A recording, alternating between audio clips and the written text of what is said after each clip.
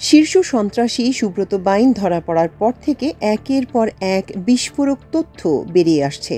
গত মঙ্গলবার কুষ্টিয়া শহর থেকে এই তালিকাভুক্ত শীর্ষ সন্ত্রাসীকে গ্রেপ্তার করা হয়। বর্তমানে ৮ দিনের রিমান্ডে আছেন তিনি। জিজ্ঞাসাবাদেই তার কাছ থেকে বের হয়ে আসছে বিস্ময়কর সব তথ্য। প্রথমে জানা যায় ভারতীয় গোয়েন্দা সংস্থার রিসার্চ অ্যান্ড অ্যানালাইসিস উইং বা রয়ের সঙ্গে প্রত্যক্ষ যোগাযোগ ছিল তার। রর পরিকল্পনাতেই লন্ডনে রাজনৈতিক মিশনে যাওয়ার উদ্দেশ্যে দেশে ঢোকেন তিনি। লন্ডনে কিলিং মিশন চালানোর পরিকল্পনা ছিল, যার লক্ষ্য ছিল বিএনপির ভারপ্রাপ্ত চেয়ারম্যান তারেক রহমান। এবার জানা গেছে আরও বিস্ময়কর তথ্য। ৫ আগস্ট দেশের রাজনৈতিক মানচিত্রে পরিবর্তন আসার পর তারেক রহমানকে হত্যার পরিকল্পনা থেকে সরে যেতে বাধ্য হয় র। এরপর বেশ কিছুদিন পার হয়ে যায়। আবার সুব্রত বাইনকে কাজে লাগানোর নতুন পরিকল্পনা হাতে নিয়ে মাঠে নামে গোয়েন্দা সংস্থাটি। তাদের এবারের লক্ষ্য ছিল নবগঠিত দল এনসিপির ২ জনপ্রিয় নেতা সার্জিস আলম এবং হাসনাত আবদুল্লাহ। এই পরিকল্পনা বাস্তবায়নে কাজ শুরু করে তারা। গোয়েন্দা সূত্রে জানা যায় এই কিলিং মিশনের সাফল্যে হুন্ডির মাধ্যমে ভারত থেকে টাকা আসে সুব্রত বাইনের কাছে। একই সঙ্গে আসতে থাকে অস্ত্র। ধারণা করা হচ্ছে পলাতক আওয়ামী লীগের নেতাদের কাছ থেকে এই অর্থ পাচ্ছেন তারা। তবে পরিকল্পনা বাস্তবায়নের আগেই গত মঙ্গলবার ধরা পড়েন সুব্রত বাইন ও তার সহযোগী মোল্লা মাসুদ। তাদের কাছ থেকে আগ্নেয়াস্ত্র ও স্যাটেলাইট ফোন জব্দ করেছে পুলিশ। এই স্যাটেলাইট ফোন দিয়ে সে স্পর্শকাতর স্থানে যোগাযোগ করত বলে মনে করছে পুলিশ। ২০০১ সালে বিএনপি সরকার ক্ষমতা গ্রহণের পর আইন শৃঙ্খলা পরিস্থিতি নিয়ন্ত্রণের জন্য বাংলাদেশে ২৩ জন কুখ্যাত শীর্ষ সন্ত্রাসীর তালিকা তৈরি করা হয় এবং তৎকালীন প্রধানমন্ত্রী বেগম খালেদা জিয়ার নির্দেশে স্বরাষ্ট্র মন্ত্রণালয় শীর্ষ ২৩ জন অপরাধীকে ধরিয়ে দেওয়ার জন্য পুরস্কার ঘোষণা করে। ওই তালিকার প্রথমেই ছিল সুব্রত বাইনের নাম। তার নামে তখন ১ লাখ টাকা পুরস্কার ঘোষণা করা হয়েছিল। পরবর্তীতে সুব্রত বাইন উপায়ন্ত না দেখে তার সবচেয়ে আস্থাভাজন ও বিশ্বস্ত আরেক পুরস্কার ঘোষিত সন্ত্রাসী মোল্লা মাসুদ নিয়ে যশোরের পুটখালি সীমান্ত দিয়ে ভারতে চলে যায়। কিন্তু সুব্রত প্রায় অবৈধভাবে বেনাপোল সীমান্ত দিয়ে যশোরে আসত চাঁদার টাকা সংগ্রহ করতে এবং বসবাসের জন্য যশোরের বেজপাড়া এলাকায় স্থানীয় লালটুর মাধ্যমে একটি বাসাও ভাড়া নেয় সে সময়। সুব্রত দ্বিতীয় স্ত্রী বিউটি, সন্তান নূর, বিথি ও রিপন এখানেই বসবাস করত। দেশের বিভিন্ন এলাকা থেকে মাসিক চাঁদার টাকা আদায়ের পর আবার সীমান্ত পার হয়ে কলকাতায় চলে যেত সুব্রত। এরই মাঝে কলকাতা পুলিশ সুব্রতকে কালীঘাট এলাকা থেকে গ্রেপ্তার করে। আটক সুব্রতকে ছাড়াতে নানামুখী তৎপরতা শুরু করে আরেক শীর্ষ সন্ত্রাসী তানভীরুল ইসলাম জয় এবং তার যোগাযোগ ব্যবহার করে সুব্রতকে জেল থেকে মুক্ত করা হয়। তানভীর জয় ছোটবেলা থেকে দার্জিলিংয়ে পড়াশোনার সুবাদে ভারতীয় এস্টাবলিশমেন্টে তার কিছু বন্ধু ছিল, যারা দেশটির সামরিক বাহিনী, পুলিশ প্রশাসন এবং সরকারি বিভিন্ন কার্যালয়ে কর্মরত ছিল।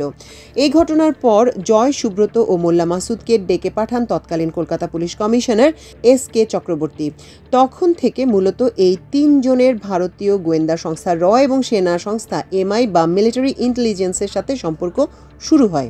২০০৩ সালে সব প্রস্তুতি নিয়ে সুব্রত ঢাকায় আসেন। অন্তত ২টি হত্যাকাণ্ডে অংশ নেন তিনি। এরপর আবারও কলকাতায় ফিরে যান। সুব্রত ভারতীয় গোয়েন্দা সংস্থার পরামর্শ ও সহায়তায় আলী মোহাম্মদ নামে একটি ভারতীয় পাসপোর্ট তৈরি করে প্রথমে সিঙ্গাপুর এবং পরে চীনে গিয়ে থিতু হন। চীনে রর খুব বেশি তৎপরতা না থাকায় সুব্রত বাইন দুবাইয়ে পাড়ি জমান। পরবর্তীতে ভারতীয় গোয়েন্দা সংস্থা রয়ের পরামর্শে সুব্রত বাইন নেপাল হয়ে ভারতে প্রবেশ করেন এবং পরিকল্পনা মাফিক কলকাতায় তার বালিগঞ্জের বাড়ি থেকে এসটিএফ বা স্পেশাল টাস্ক ফোর্স তাকে গ্রেপ্তার করে। ২০২৩ সালের ফেব্রুয়ারি মাসে কলকাতার এসটিএফ সুব্রতকে প্রেসিডেন্সি জেল থেকে বিশেষ ব্যবস্থায় বাংলাদেশের সিলেটের জৈন্তাপুর সীমান্ত দিয়ে র্যাবের কাছে হস্তান্তর করে। তাকে নিয়ে আসা হয় র্যাবের সদর দপ্তরে এবং তার সাথে দেখা করেন তৎকালীন স্বরাষ্ট্রমন্ত্রী আসাদুজ্জামান খান কামাল, সেনা কর্মকর্তা জিয়াউল হাসান ও পুলিশ কর্মকর্তা মনিরুল ইসলাম। সুব্রতকে নতুন লক্ষ্য দেওয়া হয় এবং বলা হয় এই কাজ সফলভাবে করতে পারলে তাকে পরিবার সহ কানাডায় স্থায়ীভাবে থাকার বন্দোবস্ত করে দেওয়া হবে। সুব্রত প্রস্তাবে রাজি হলে তাকে কুখ্যাত জিয়াউল হাসানের তত্ত্বাবধানে র্যাবের কার্যালয়ের ভেতরে একটি কক্ষে রাখা হয় এবং তার মেয়ে বিথির সাথে নিয়মিত যোগাযোগের ব্যবস্থাও করে দেওয়া হয়। এ সময় সুব্রত বাইনকে জিয়াউল আহসানের ঘনিষ্ঠ কর্মকর্তারা দূরবর্তী টার্গেটকে লক্ষ্য করে আঘাতের প্রশিক্ষণ প্রদান করে। তাকে স্নাইপার রাইফেলের ব্যবহার, মুভিং টার্গেটকে গুলি করার আগে বাতাসের গতি, আর্দ্রতা, দূরত্ব এসব খুঁটিনাটি বিষয়ে ট্রেনিং দেওয়া চলতে থাকে। 2023 সালের ডিসেম্বর মাসে সুব্রতর সাথে সাবেক স্বরাষ্ট্রমন্ত্রী আসাদুজ্জামান খান কামাল, জিয়াউল আহসান, মনিরুল ইসলাম ও ভারতীয় গোয়েন্দা সংস্থার একজন কর্মকর্তা দেখা করেন এবং টার্গেট যুক্তরাজ্যে বসবাসরত একটি রাজনৈতিক দলের শীর্ষ নেতা বলে অভিহিত করে। তারা সুব্রতকে পাকিস্তানি পাসপোর্ট লন্ডনে পাঠানোর কথা বলে এবং লন্ডনের মিশনটি সম্পন্ন করার জন্য যা যা সহায়তা লাগবে তা কূটনৈতিক চ্যানেলে প্রদান করা হবে বলে সুব্রতকে নিশ্চিত করা হয়। গোয়েন্দা সূত্রটি জানায়, যুক্তরাজ্যে বসবাসরত রাজনৈতিক দলের শীর্ষ নেতা তারেক রহমান বলেই তারা মনে করছেন, যাকে জুম্মার নামাজের জন্য মসজিদে যাওয়া বা আসার পথে টার্গেট করা হতো বলে পরিকল্পনা ছিল সুব্রতর। কাজ হবার পর সুব্রত তার পরিবারকে ভারতীয় পাসপোর্টে কানাডায় পাঠানোর ব্যবস্থা করা হবে, এই বিষয়টি পুনর্ব্যক্ত করা হয়। তারা এটাও জানায়, এই কাজের ব্যাপারে সেই সময় সরকার প্রধানমন্ত্রী শেখ হাসিনার আগ্রহ আছে এবং তার গ্রিন সিগন্যাল পেলেই সুব্রতকে পাঠানো হবে। তার বেশভূষা যেন পাকিস্তানি বলে মনে হয় এ ব্যাপারেও গুরুত্ব দেওয়া হয়, অর্থাৎ দাড়ি বড় থাকতে হবে।